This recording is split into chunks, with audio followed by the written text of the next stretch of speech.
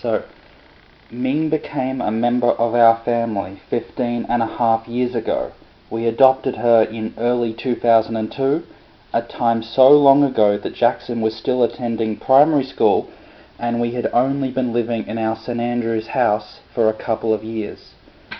The shelter didn't know exactly how old she was, but they guessed at between 6 and 12 months old.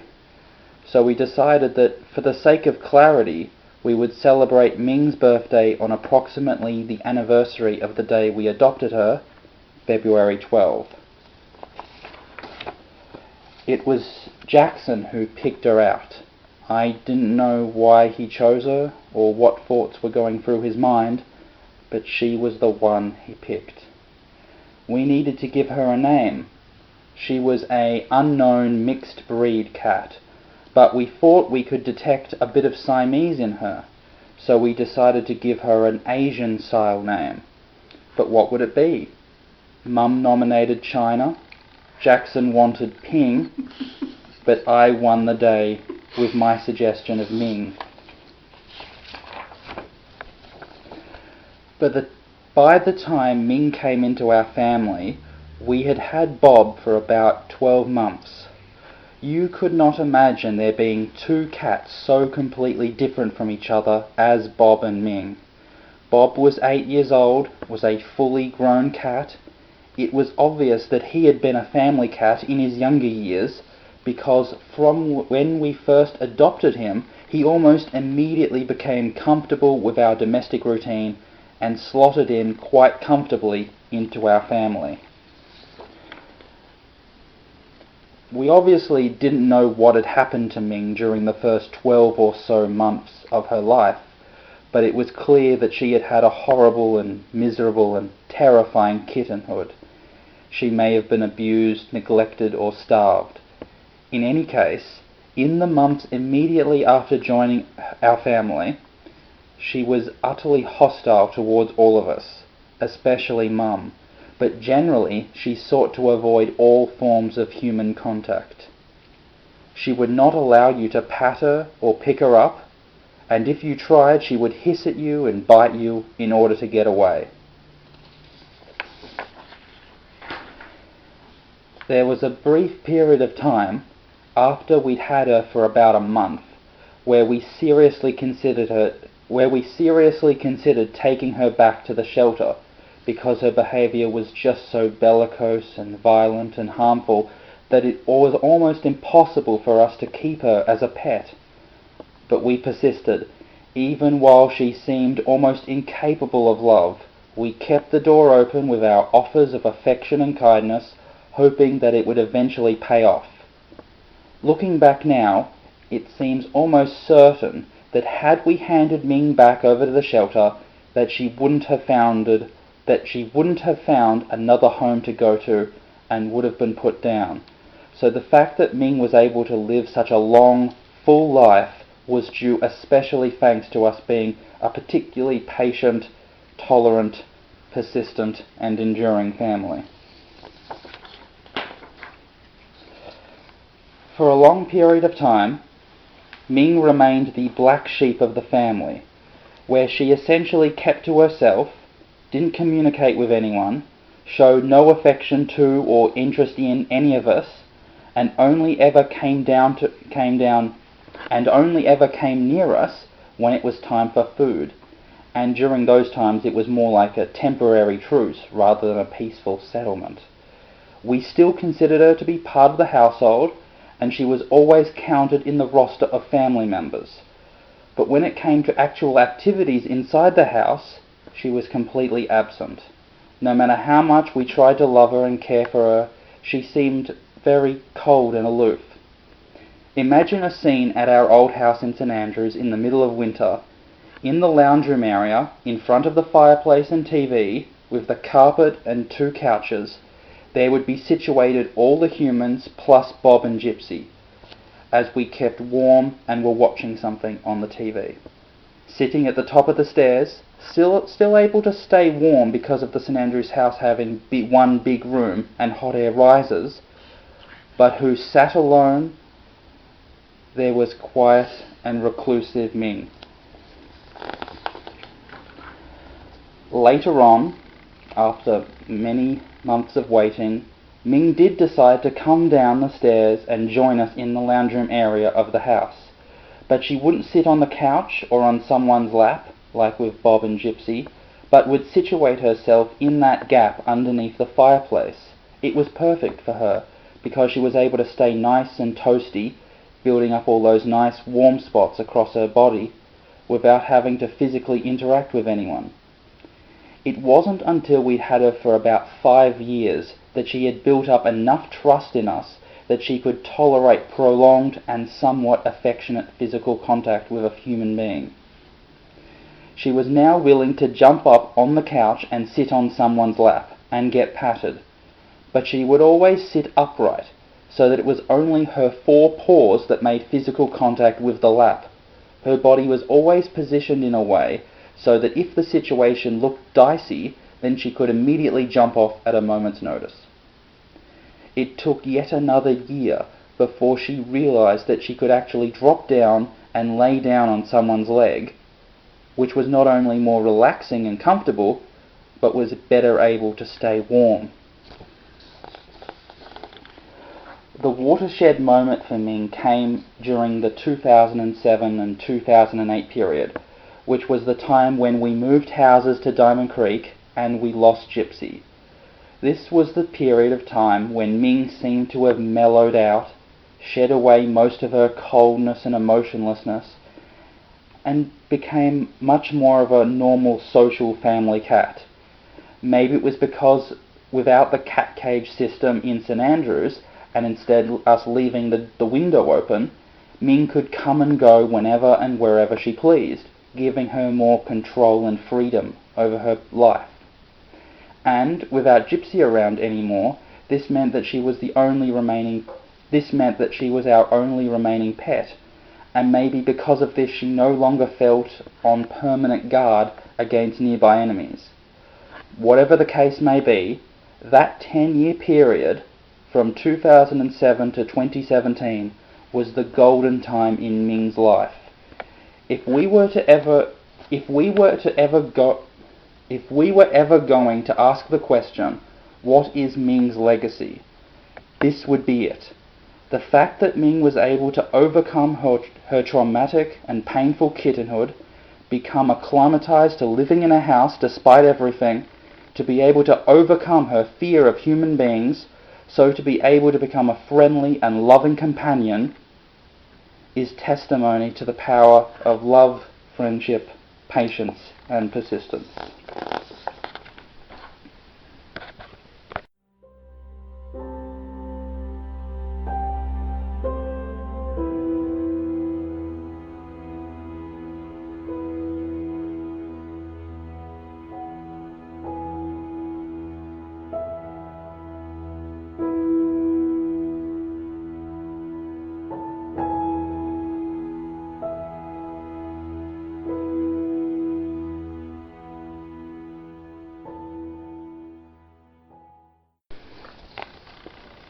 She had fully gotten used to socializing with and touching humans, and she was now willing to do these things for enjoyment.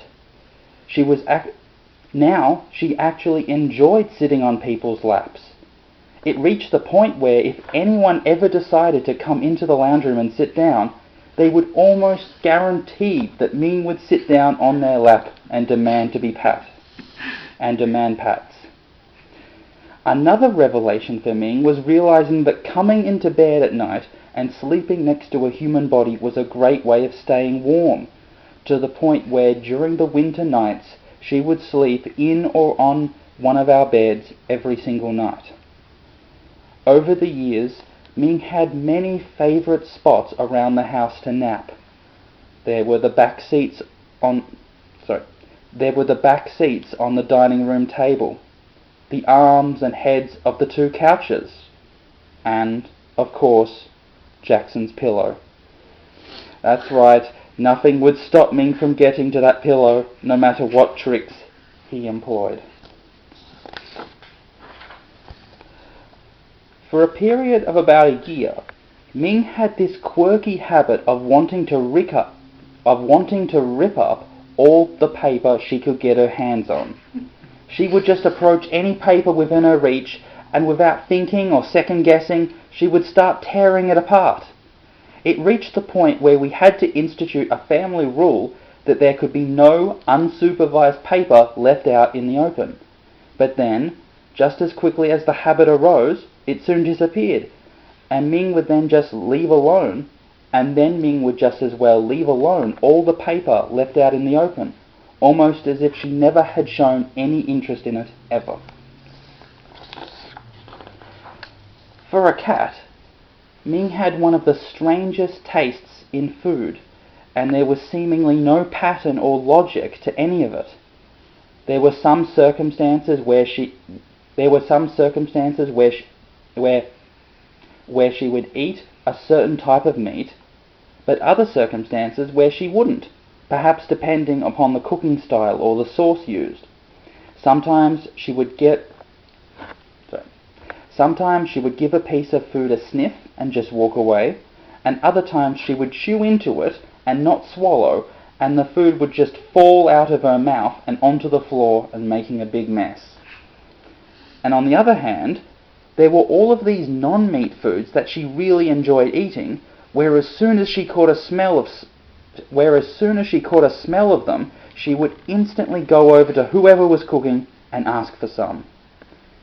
These included cheese, margarine, and amazingly oven-heated chips. And when it came to non-meat foods in general, she was just naturally curious about them, wanting to look at them and sniff at them, and maybe give them a bit of a taste to see how they're like. And let's not forget about that special, if but mostly secret, relationship that existed between Ming and Mum. Those two had a routine when they had the house together to themselves. In the mornings would be Mum's coffee and reading outdoors, and Ming would always be nearby enough so that they could share a nice moment, while not getting too close as to interfere with what Mum was doing.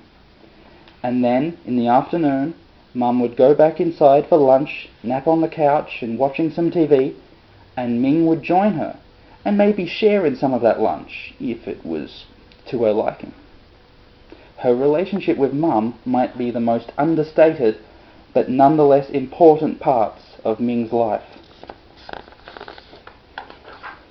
A couple of years ago, in the middle of the night when everyone else was asleep, this random neighbourhood cat was jumping up onto the windowsill and through the window and getting inside our house. Each night that this happened would vary, as on some occasions they would simply go into the laundry, eat some of Ming's food and then leave, and then other times they would get into a fight with Ming, with the two cats chasing and screaming at each other. So we made the decision that during the night time, Ming would be an indoor-only cat. From about 11 o'clock at night until 7 o'clock in the morning, the window would remain closed, and Ming would stay inside. This meant that we needed to have a kitty litter system in place, so Ming had somewhere to go to the toilet overnight. For the most part, she did take to this new system, even if her aim didn't.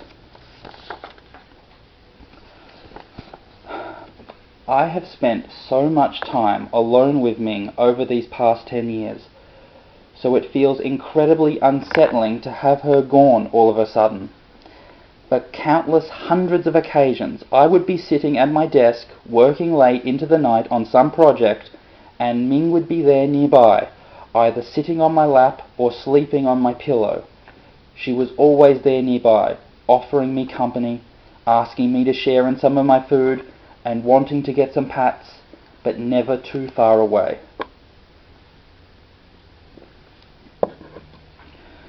Over the years, I spent a lot of time digitally documenting Ming's everyday behaviour and activities, walking around the backyard, sitting on the couch, eating her dinner, running around the kitchen asking to get fed, and then I would publish that material onto the internet. Although most of that work seemed very silly at the time, there exists today over 60 videos and just short of 1,000 photos of Ming. So we have ample documentation of who she was, what she looked like, what her voice sounded like, and what her casual, everyday personality was like.